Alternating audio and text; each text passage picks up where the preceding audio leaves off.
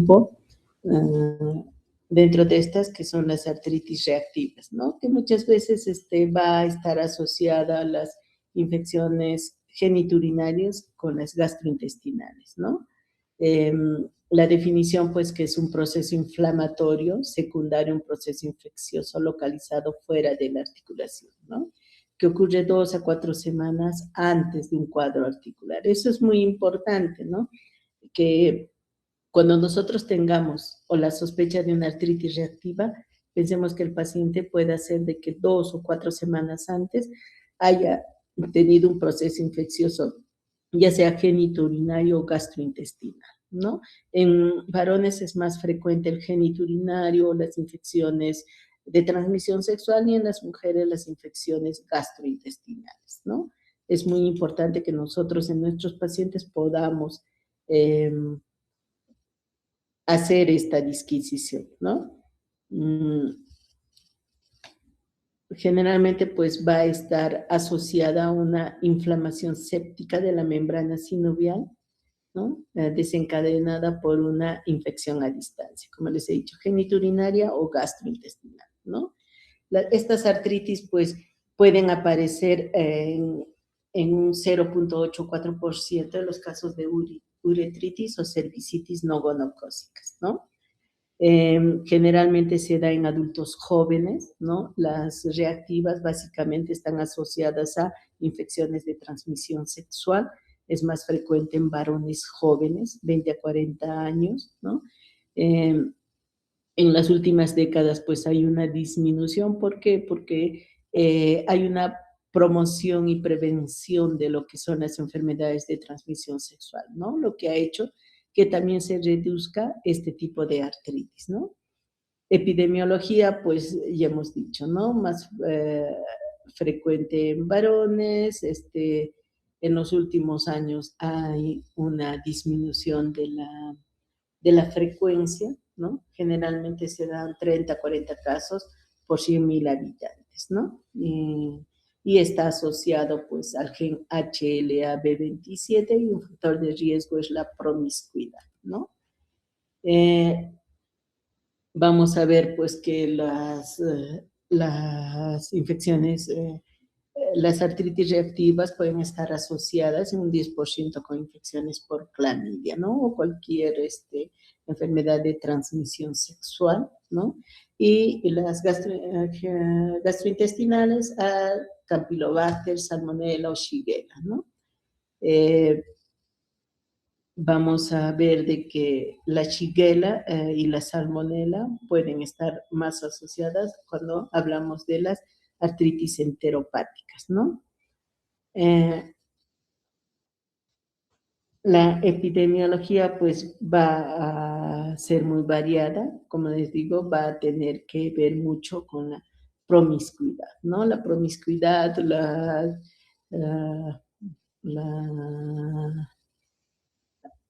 el inadecuado control que haya en lo que son las relaciones sexuales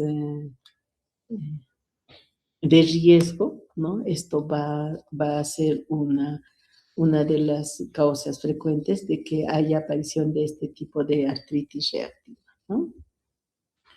En la etiopatogenia, pues, vamos a ver que ya hemos dicho la clamidia, va a estar como primera germen asociado, ¿no? En las infecciones de transmisión sexual, ¿no? Y las gastrointestinales, la Salmonella, Yersinia, Shigella, ¿no? Bueno, vamos a ver pues de que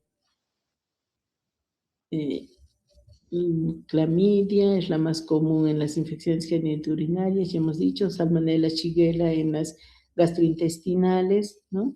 Y generalmente en estos pacientes pues siempre hay que buscar una infección de 2 a 4 semanas antes de aparecer el proceso inflamatorio a nivel de una articulación, ¿no? Generalmente pues vamos a ver de que este proceso inflamatorio que se da en la articulación no va a tener otra causa sino la infección previa, ¿no?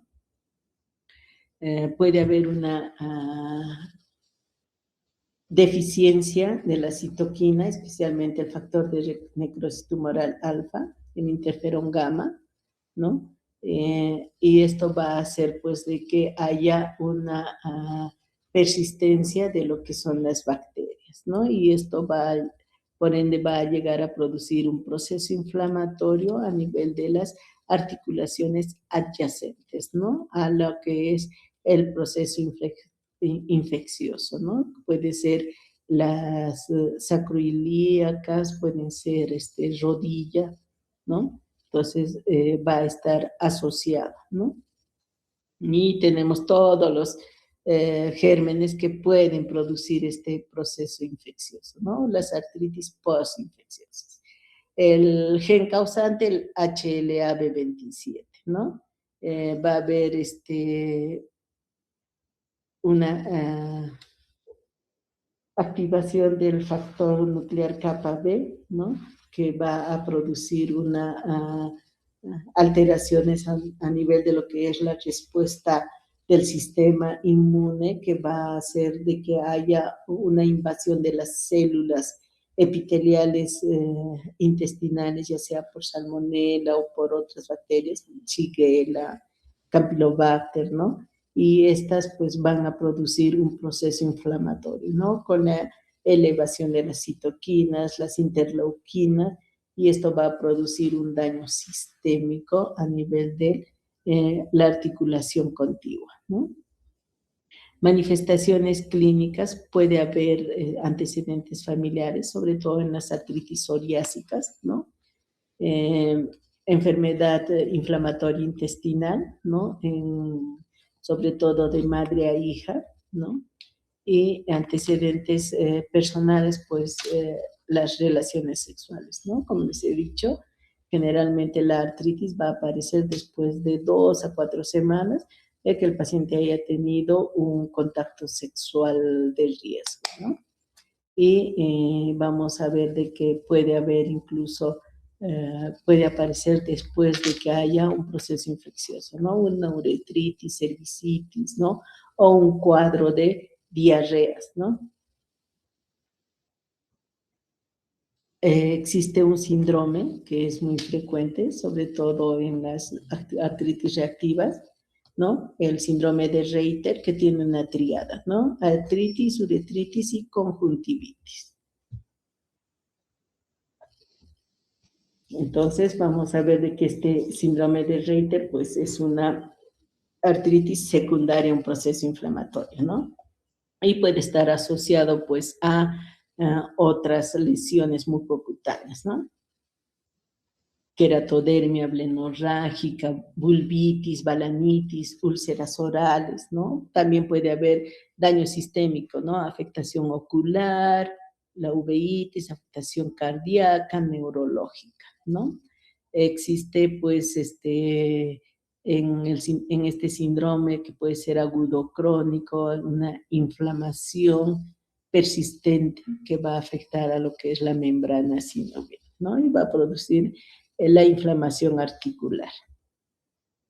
Existe otro síndrome, el síndrome de Fitchus-Curtis, ¿no? Que es una perihepatitis asociada a una enfermedad pélvica inflamatoria o la famosa EPI, ¿no? Que afecta a la cápsula hepática, ¿no? Y va a producir un dolor abdominal en el hipocondrio derecho que muchas veces nos va a asemejar a lo que es, pues, una litiasis vesicular, ¿no? Pero está asociado, pues, a un proceso infeccioso, ¿no? Generalmente, pues, esta afecta a mujeres fértiles, ¿no? El dolor va a ser en hipocondrio derecho, que muchas veces se puede irradiar incluso al hombro o la espalda, ¿no? Puede estar asociado a náuseas o pérdida del apetito, ¿no? Como les dije, por eso generalmente muchas veces lo confunden pues con una litiasis vesicular, ¿no? Que muchas veces a la paciente la están tratando hasta que hagan la ecografía y después no es pues un proceso, no es un cálculo biliar, ¿no? Y esto retrasa muchas veces el diagnóstico. Entonces, en estos pacientes es importante ver la historia de un proceso infeccioso gastrointestinal, ¿no? O un proceso infeccioso genitourinario, ¿no? El cuadro clínico, pues, como les he dicho, un proceso inflamatorio que antecede a una inflamación articular de 2 a 6 semanas, ¿no? Muchas veces, pues, el primer signo de una infección de transmisión sexual o un VIH incluso puede ser una artritis, ¿no? El cuadro clínico principal va a ser la artritis, ¿no? El cuadro 2 a 6 semanas posterior a un proceso infeccioso, ¿no? Solo el 15 a 30% van a la cronicidad, la mayoría se autolimita, ¿no? Y como les había dicho, puede ser incluso que esta artritis puede ser la manifestación inicial del VIH, ¿no? En un 5 a 10% de los pacientes. Puede haber manifestaciones articulares, la oligoartritis aguda, ¿no? Sobre todo a nivel de rodillas y tobillos, ¿no? El 15 a 30% puede cursar con artritis crónicas, ¿no? Una sacroileitis o espondilitis, ¿no? Esto debido a que estamos hablando de un proceso asociado a una infección genitourinaria, ¿no? Y por eso las sacroiliacas también pueden ser una de las articulaciones que más se va a comprometer, ¿no? Las manifestaciones articulares que vamos a encontrar puede haber desde oligoartritis e incluso puede haber poliartritis en algunos casos, ¿no? Las dactilitis, ¿no? La entesitis y el dolor lumbar también pueden ser frecuentes en estas patologías, ¿no? Y manifestaciones extraarticulares, pues, podemos tener los procesos infecciosos, ¿no? Uretritis, cervicitis, una EPI, ¿no? Que en muchas mujeres puede ser incluso la sintomatología severa, ¿no? Aunque en algunos varones pueden ser incluso asintomáticos, ¿no? Por eso a veces es muy difícil diagnosticar una artritis reactiva en algunos varones, ¿no? Puede haber prostatitis en un 80%, edema y eritema del meato en un 10%, ¿no? Cistitis, cervicitis, también pueden ser manifestaciones frecuentes en esta patología, ¿no? A nivel gastrointestinal, pues la diarrea, ¿no? Puede haber incluso dolores cólicos, ¿no? Puede incluso estar asociado a dolor lumbar, ¿no? Y las entesitis también pueden estar frecuentes en estos pacientes, ¿no? La afectación oftálmica también, ¿no? Puede haber incluso irritabilidad, enrojecimiento ocular, fotofobia, disminución de la agudeza visual. Muchas veces los pacientes, el primer síntoma que van a manifestar es esta disminución, ¿no? Cataratas, neuritis óptica, uveitis, ¿no? Infección por salmonela, shigella, yersinia son las más frecuentes, ¿no? Puede haber afectación cardíaca, ¿no? Puede haber pericarditis, miocarditis, incluso una insuficiencia aórtica. En casos severos, un bloqueo completo de tercer grado, ¿no? A nivel renal, proteinuria, microhematuria, una piuria séptica, ¿no? Que se puede ver hasta en el 50% de los pacientes, ¿no? Puede haber incluso una glomerulonefritis, una globulina A, amiloidosis en casos muy raros, ¿no? Pero sí puede aparecer. Y las manifestaciones dérmicas también pueden estar, ¿no? Puede haber distrofia ungueal, balanitis, vulvitis, ¿no? Una lengua geográfica, estomatitis, úlceras orales, ¿no? Estos cuadros pueden ser desde muy leves hasta muy severos. La uveitis anterior aguda es una de las manifestaciones más frecuentes cuando hay compromiso ocular y puede estar asociado a dolor ocular, fotofobia, lagrimeos, ¿no? Puede haber afectación renal, ya hemos dicho, con proteinurias o piurias asépticas, ¿no? Las infecciones geniturinarias van a ser muy frecuentes o los síntomas geniturinarios, ¿no? Otras manifestaciones, sobre todo en los varones, ¿no? Uretritis, orquiepididimitis, prostatitis aguda, ¿no? Inclusive puede haber infertilidad masculina, ¿no? Entonces, es muy importante en estos pacientes, pues, siempre buscar una artritis reactiva, ¿no? Y las infecciones urogenitales en las mujeres, pues cervicitis, un síndrome uretral, uretritis, un sangrado poscoital, ¿no? Un sputum intermenstrual, menorragia, bartolinitis y lo más frecuente, una EPI, ¿no? Una enfermedad pélvica inflamatoria. Esta puede estar asociada a las manifestaciones constitucionales que habíamos visto, ¿no? Generales, pérdida de peso, fiebre, astenia, polineuritis, alteraciones a nivel de los pares craneales, ¿no? Puede haber, ¿no? Del segundo o tercer par, ¿no? Incluso en casos severos una meningoencefalitis.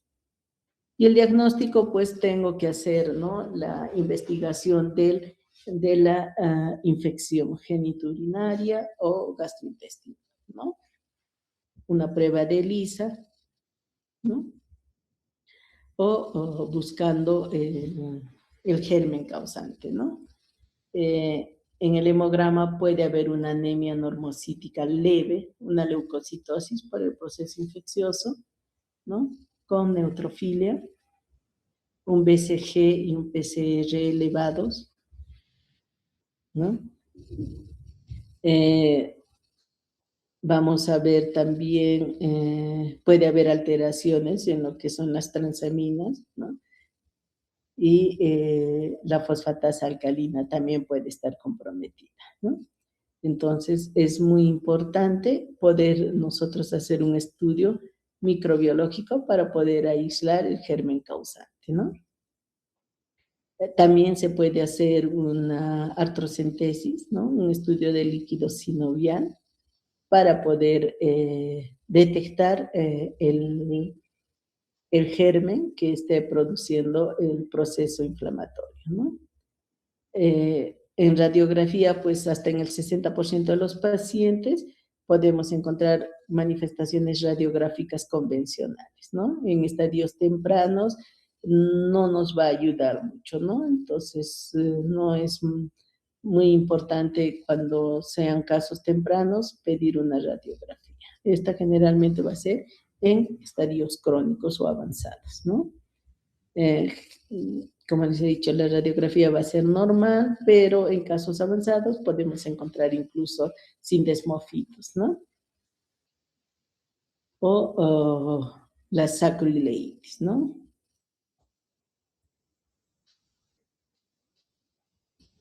¿Y qué otros exámenes podemos hacer?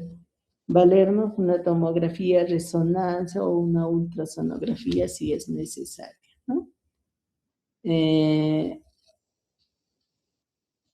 Si se puede hacer una radiografía temprana y una posterior, vamos a ver pues que sí va a haber cambios, ¿no? En fases avanzadas. Los criterios diagnósticos, pues vamos a ver los criterios van a ser dolor de espalda o un dolor lumbar tipo inflamatorio sinovitis, ¿no? Que puede ser asimétrico. Una historia familiar positiva, y hemos dicho si la madre tiene problemas gastrointestinales asociados, la hija puede heredarlos, ¿no?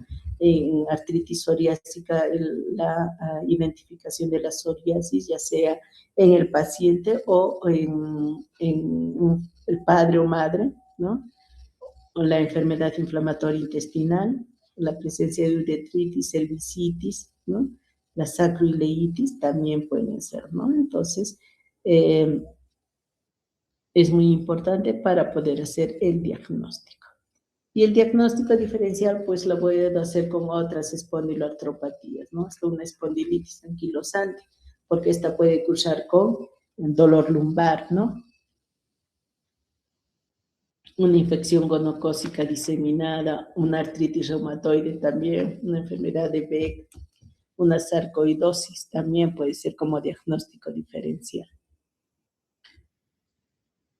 La gota, pseudogota, artritis psoriásica, ¿no? Recuerden que generalmente puede estar comprometida una sola articulación, entonces sí se puede hacer el diagnóstico. Una artritis séptica también, ¿no? Entonces, es muy importante, pues, saber diferenciarlas, ¿no?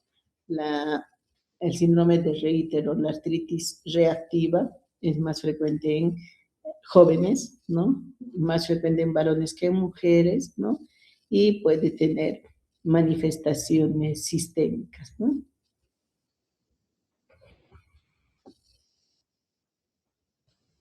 Todos los exámenes que le vamos a pedir al paciente, pues va a ser desde identificación del patógeno que esté produciendo el proceso infeccioso y por ende el proceso inflamatorio o posterior, ¿no? Un hemograma, BCG, PCR que van a salir elevados, un perfil hepático donde vamos a tener alteraciones de las transaminasas, de la fosfatasa alcalina, inmunoglobulinas,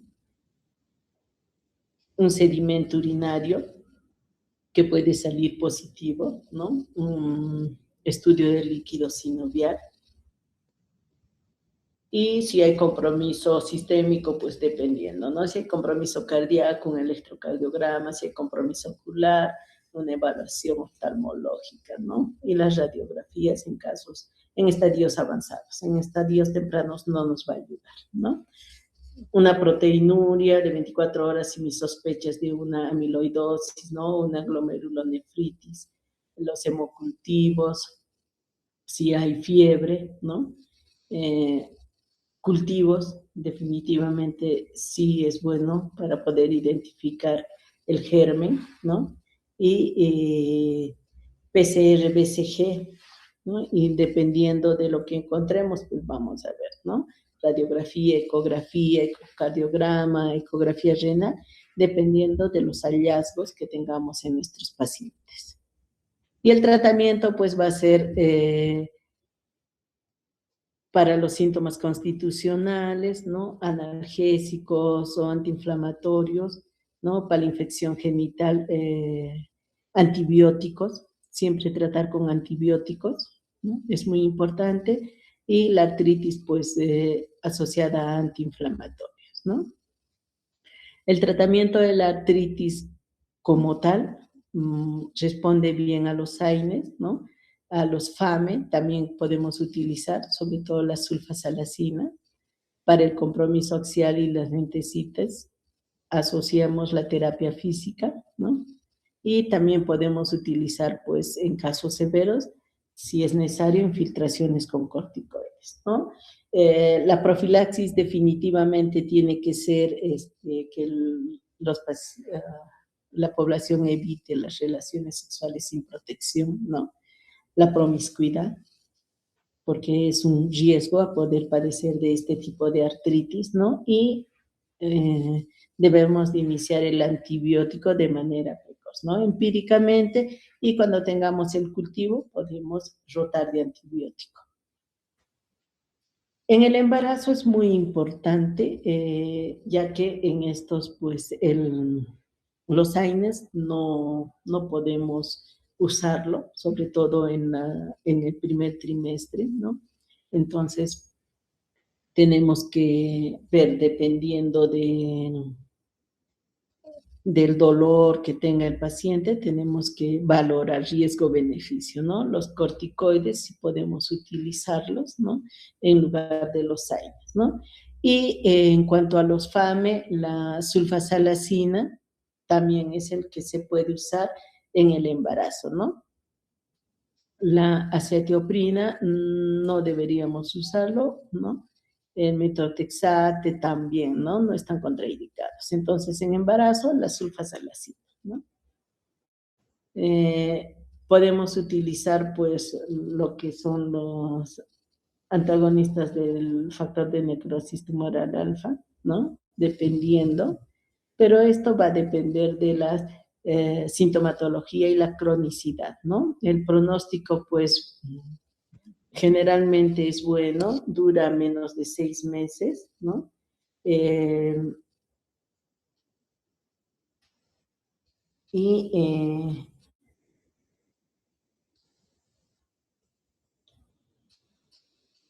definitivamente el diagnóstico, definitivamente el tratamiento va a ser con la identificación del germen, ¿no? Y bajar el proceso inflamatorio. En cuanto a las artritis enteropáticas, pues vamos a ver de que estas generalmente están asociadas a una enfermedad intestinal inflamatoria, va a estar asociada a la enfermedad de Crohn y a la colitis ulcerativa, ¿no? Va a tener presencia de manifestaciones extraintestinales en un 36% de los pacientes. Va a haber un compromiso de la mucosa intestinal, ¿no? Como medio de ingreso de los antígenos autoinmunes. ¿Esto por qué se va a dar? Pues va a haber una permeabilidad intestinal aumentada asociada a un sobrecrecimiento bacteriano, lo que va a producir absorción de componentes bacterianos proinflamatorios. Esto va a producir que haya una inadecuada respuesta autoinmune y se van a formar pues los anticuerpos antibacterianos, ¿no? Unos inmunocomplejos que van a producir una reacción cruzada y por ende va a empezar a haber por contigüidad una destrucción a nivel de la articulación contigua, ¿no? Y también puede haber un daño sistémico. Esta inflamación articular pues va a producirse debido a que estos inmunocomplejos se formen, ¿no? Y vayan mediante la circulación a la articulación contigua, ¿no? Generalmente se da entre la segunda y tercera década de vida, ¿no? Y su frecuencia es de 2.8 a 8 casos por 100.000 habitantes, ¿no? Es más frecuente en Norteamérica y Latinoamérica, ¿no? Tenemos que ver en estos pacientes, como habíamos dicho en las artritis reactivas, la historia familiar de la enfermedad, ¿no? Que la madre tenga tendencia a una enfermedad inflamatoria crónica, ¿no? El tabaquismo también puede hacer de que se exacerben los síntomas o se produzca eh, con mayor frecuencia, ¿no? Y está asociado pues a una sacroileitis radiográfica en casi el 65% de los pacientes, ¿no? Asociado al HLA-B27, donde vamos a ver pues de que hay una activación de la respuesta inflamatoria, esto debido a que hay un incremento de la permeabilidad intestinal, ¿no? Y una mala respuesta a nivel de un proceso inflamatorio que va a formar estos famosos autoanticuerpos, ¿no? Y van a producir destrucción articular. Vamos a ver que estas artritis pues van a ser de 3 tipos, ¿no? Tipo 1, la periférica, 2, las espondiloartropatías propiamente dichas y la 3 asociada a daño sistémico, lesiones dérmicas, oftálmicas y del metabolismo óseo. La periférica, que son las más comunes, van a incluir lo que es la afectación a nivel de rodillas, muñecas, tobillos, codos, ¿no? Interfalángicas. El comienzo de la artritis va a ser súbito, en 24 horas máximo, y su patrón va a ser un patrón migratorio en un 50% de los casos, ¿no? Puede haber compromiso oligoarticular y poliarticular. Generalmente, cuando hay compromiso oligoarticular, los síntomas agudos son más agudos y autolimitados, ¿no? Casi estos pacientes pues se recuperan rápidamente, ¿no? En cambio, cuando es poliarticular son síntomas más persistentes, ¿no? Y puede estar asociado a una uveitis, ¿no? Un compromiso sistémico. Y hemos visto que la espondilitis anquilosante está asociada a compromiso axial o vertebral y las aisladas generalmente son asintomáticas y son más frecuentes en mujeres, ¿no? El diagnóstico, pues laboratorialmente no existe ningún, ningún examen que nos ayude, ¿no? Solamente si hacemos un estudio de líquido sinovial vamos a ver características inflamatorias, ¿no? Es una artritis no erosiva. En la radiografía no nos va a ayudar porque solamente en estadios avanzados vamos a ver compromiso. Generalmente no va a haber alteraciones radiográficas, ¿no? Entonces no van a ser de mucha ayuda las imágenes, ¿no?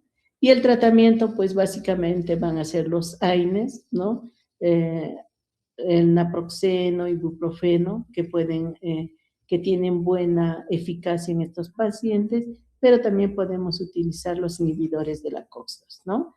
Corticoides también los podemos utilizar siempre y cuando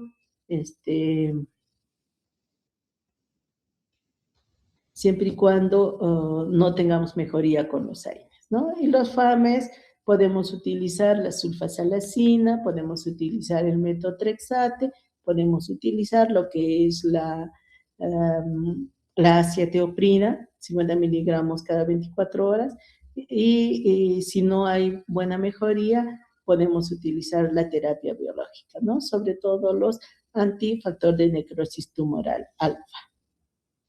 El pronóstico, definitivamente la afectación periférica tiene mejor pronóstico que la axial, ¿no? Y puede resolverse en un corto intervalo de tiempo sin dejar secuelas. En cambio, la axial es más crónica y puede dejar secuelas, ¿no? Y por último, para ya no cansarnos, las artritis psoriásicas, que son las que van a estar asociadas a la psoriasis, ¿no? Si un paciente no tiene psoriasis como antecedente, no podemos diagnosticar como artritis psoriásica, ¿no? ¿Qué es la afectación de las articulaciones periféricas y del esqueleto axial? Asociada a una psoriasis, ¿no? Es muy difícil distinguir un proceso inflamatorio en una piel dañada, sobre todo en casos severos de psoriasis, ¿no? Entonces, el diagnóstico de esta patología tiene que ser muy bien especificado porque muchas veces pues la psoriasis por el mismo proceso infeccioso que tiene en la piel no nos ayuda mucho porque el paciente tiene bastante dolor a ver si estamos frente a una artritis psoriásica, ¿no? Y esto va a depender mucho porque muchas veces pues el paciente tiene un proceso inflamatorio adyacente o como simultáneo a su artritis psoriásica y por eso no hay mejoría con el tratamiento de la psoriasis propiamente dicha, ¿no? Entonces vamos a ver pues que definitivamente del 10 y 30 entre 10 y 30 pacientes de cada 100 de psoriasis pueden llegar a tener en algún momento una artritis psoriásica, ¿no? Es alto. La edad generalmente es de 40 a 50 años y puede ser tanto en varones como en mujeres, ¿no? Sí puede aparecer una psoriasis independiente, sola, sin tener una artritis psoriásica. Puede haber una artritis también sin psoriasis, ¿no? Pero generalmente cuando tenemos un compromiso de una psoriasis activa, va a ir asociado a una artritis psoriásica, ¿no? La incidencia pues va a ser de 3.2% de la población en general, ¿no? Y casi un tercio de los pacientes con psoriasis va a tener artritis psoriásica, ¿no? Entonces, es muy importante, nos podemos poder diagnosticar esta artritis psoriásica en este tipo de pacientes, ¿no? ¿Qué manifestaciones clínicas va a tener? Pues dolor, inflamación, un aumento a nivel de lo que son los dedos, ¿no? Los famosos dedos en salchicha, que lo habíamos visto en la esclerodermia en fases iniciales, también se puede ver en la artritis psoriásica, ¿no? Un dolor a nivel difuso a nivel de todo el cuerpo, ¿no? Y sobre todo a nivel lumbar, ¿no? Entonces vamos a ver que muchas veces estos pacientes pues una vez que inactivemos la artritis psoriásica, pueden vivir normalmente, ¿no? Hasta que el cuadro se reactive, ¿no? Esa es una de las características de esta patología, por ser una enfermedad inflamatoria crónica, ¿no? Y va a estar asociada al gen HLA B27, al B38 y al B39, ¿no?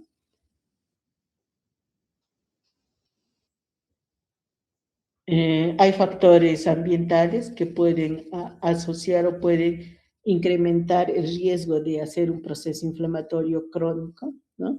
El uso del cigarrillo también, ¿no? Y también, pues, alteraciones en el perfil lipídico, ¿no? Las dislipidemias, enfermedades cardiovasculares incrementan el riesgo de artritis psoriásica. ¿Por qué se produce? Pues vamos a ver de que el 30 a 40% de los pacientes con artritis tienen algún familiar con psoriasis o con artritis, ¿no? Los factores ambientales como procesos infecciosos, traumatismos también, ¿no? Las enfermedades endocrinológicas también pueden estar asociadas, ¿no?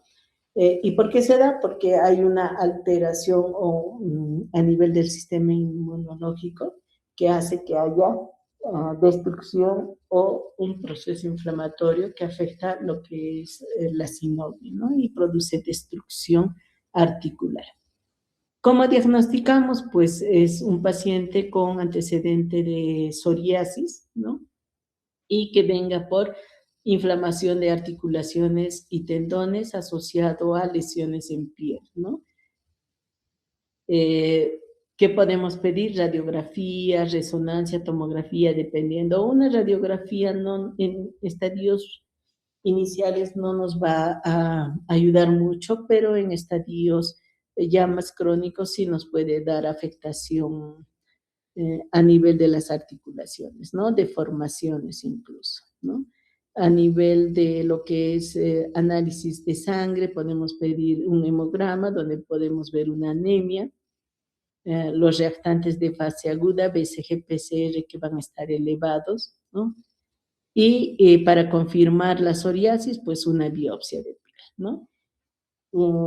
Si tenemos una articulación inflamada, un estudio de líquido sinovial es vital para poder descartar otra patología, ¿no? Ya sea una artritis séptica, ya sea una gota, una TB inclusive, porque estamos hablando de pacientes inmunosuprimidos, ¿no?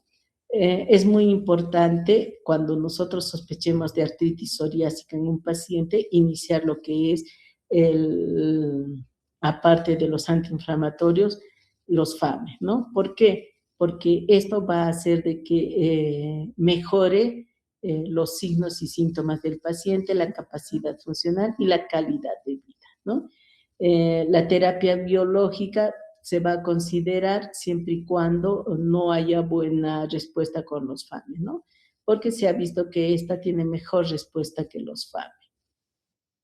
Y generalmente pues vamos a ver de que estos solamente lo podemos utilizar siempre y cuando pues los pacientes no tengan buena respuesta a los FAMES convencionales, ¿no? Metrotexate, sulfasalacina también se puede utilizar en este tipo de pacientes, sobre todo el metotrexate si tenemos artralgias, ¿no?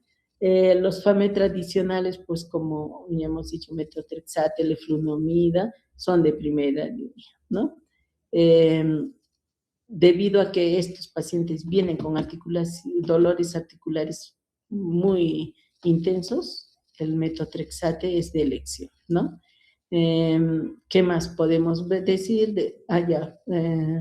Solamente si tenemos pacientes que son refractarios al uso de AINES, podemos utilizar lo que es corticoides o bien el uso de terapia biológica, ¿no? Si nosotros para hacer el diagnóstico y el manejo de estos pacientes tiene que ser multidisciplinario, ¿no? Dermatólogos y reumatólogos, debido a que se tiene que tratar ambas patologías, tanto la psoriasis como la artritis, para poder hacer un adecuado control de nuestros pacientes. El tratamiento, pues definitivamente tiene que ser precoz, ¿no? Cuando estemos con la sospecha de una artritis psoriásica, de inmediato tenemos que empezar el tratamiento con los FAMES para mejorar el pronóstico de nuestros pacientes y mejorar la calidad de vida. Generalmente vamos a ver de que en estos pacientes, si no hacemos una intervención precoz, pues las erosiones articulares van a ser muy precoces, ¿no? En menos de 2 años. Y esto va a producir, pues, que haya una disminución en la calidad de vida de los pacientes y las deformaciones óseas sean incluso irreversibles. Por eso es muy importante iniciar el tratamiento de manera precoz, ¿no? Podemos utilizar la terapia biológica si es que tenemos acceso, ¿no? Sobre todo para qué, para evitar de que pues haya daño sistémico, ¿no? La dactilitis, uveitis van a ser complicaciones muy frecuentes en estas patologías, ¿no? Eh, ¿Qué nos recomiendan las guías? Que la terapia biológica tiene que tener, es mejor, ¿no? Que los FAMES convencionales, ¿no? Entonces, definitivamente, si tenemos casos de artritis psoriásicas, sobre todo severas, debemos obviar el uso de los FAME convencionales y ya iniciar lo que es la terapia biológica de inmediato, ¿no? ¿Esto por qué? Porque va a haber un daño irreversible si no actuamos de manera precoz.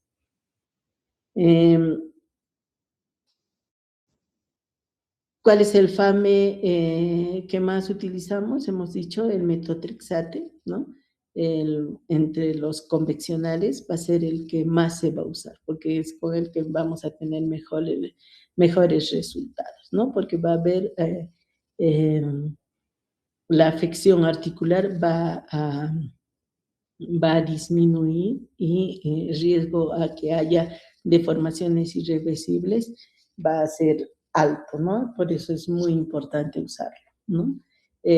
Si no tenemos, si el paciente es alérgico, no se puede usar el metotrexate, otra alternativa es la leflunomida, ¿no? Que también nos va a ayudar a disminuir las manifestaciones articulares, ¿no? A ver qué dice acá. Ya. Ya hemos visto, si nosotros utilizamos el metotrexate, tenemos que utilizar el ácido fólico asociado, ¿no? Si no tenemos el metotrexate o el paciente es alérgico, la leflunomida y en gestantes la sulfasalazina, ¿no? La terapia biológica, solamente si no tenemos buena respuesta con estos FAMES convencionales, lo podemos utilizar, ¿no? Y han visto de que en estos pacientes el metotrexate sí empezamos con dosis altas, ¿no? 15 a 25 miligramos semanal y vamos disminuyendo la dosis dependiendo de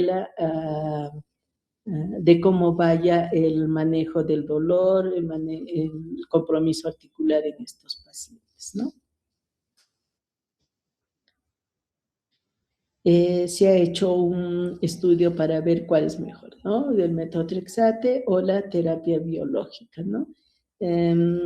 Nos dicen que si utilizamos una terapia biológica, monoterapia, ya sea el rituximab, infliximab, no hay no hay mucha diferencia con la seguridad con el metotrexate, ¿no? O sea, si nos va bien con el metotrexate, podemos utilizarlo, ¿no? Pero si estamos en un caso severo, sí podemos iniciar con la terapia biológica y cambiar luego al metotrexate, ¿no?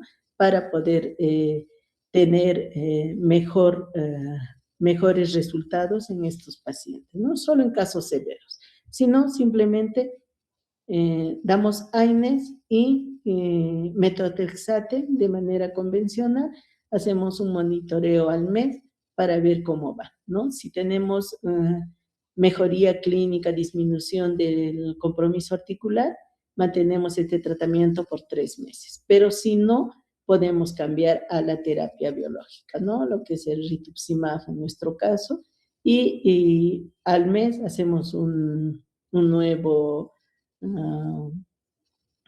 una nueva evaluación del paciente, ¿no? Si hay mejoría, continuamos 3 meses más con el tratamiento y si no, pues tenemos que optar por otros tratamientos, ¿no?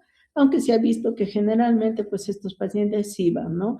Van bien con la terapia biológica y con una asociación inclusive de terapia biológica y el metotrexate, ¿no? Cuando estamos frente a entesitis asociadas a artritis psoriásica, pues definitivamente al hablar de un proceso inflamatorio, los AINES van a ser muy importantes, ¿no? En estos. Y también podemos ver que podemos utilizar inclusive los corticoides si es muy necesario, ¿no? Y hacer controles cada mes. Y si vamos bien con el tratamiento, a los 3 meses hacer un nuevo seguimiento, ¿no?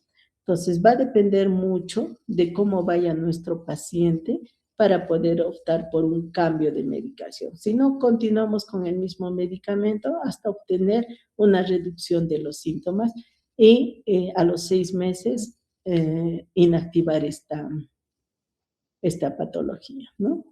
Entonces, la terapia física, sobre todo cuando hay compromiso axial, es muy importante, ¿no? ¿Por qué? Porque lo que tenemos que hacer es recuperar la calidad de vida de nuestros pacientes. Y la terapia física, una vez que calmemos el proceso inflamatorio, es muy importante y vital en estos pacientes, ¿no? Y el seguimiento, pues lo tenemos que hacer de manera adecuada, como les he dicho. Iniciamos un tratamiento ya sea con AINES, corticoides o FAMES por un mes y al mes hacemos el seguimiento. Si hay mejoría, continuamos con esta misma medicación por 3 meses. Y si no hay mejoría, pues optamos por otras terapias, ¿no? Como la terapia biológica. Entonces, es muy importante hacer un seguimiento exhaustivo de estos pacientes, ¿no? Bueno, y por último, vemos en esta pirámide, ¿no? Que definitivamente el tratamiento va a depender, ¿no? Tenemos que ver de acuerdo a los síntomas, al número de articulaciones comprometidas, ¿no? Como les he dicho, es muy importante que iniciemos el tratamiento de manera precoz. ¿Para qué? Para evitar de que estos pacientes pues puedan llegar a tener mayor compromiso articular, erosiones e incluso deformaciones irreversibles, ¿no? Por eso es muy importante que estos pacientes inicien un tratamiento y hagamos un seguimiento correcto, ¿no? Cada mes para ver cómo va nuestro paciente. Porque si no, el daño irreversible en estos pacientes es muy, muy alto y vamos a ver de que estos pacientes, pues, si van a tener un daño irreversible asociado a su psoriasis, pues la calidad de vida no va a ser buena en estos pacientes. Por eso es muy importante que nosotros, una vez sospechemos de la artritis psoriásica, iniciemos el tratamiento de manera precoz. Bien, chicos, ¿alguna pregunta? Nada, ¿están despiertos o ya se han dormido todos, creo? Bien, chicos, entonces, mañana no hacemos clase. Nos vemos el 4, ¿no? El 4 de mayo con la exposición del grupo de 3, doctora. Gota, ¿no? Sí, doctora, muchas gracias. Bien, chicos, nos vemos, cuídense, suerte en vuestro examen de endocrinología. Gracias, doctora. Gracias. Gracias, doctora. Gracias, doctora.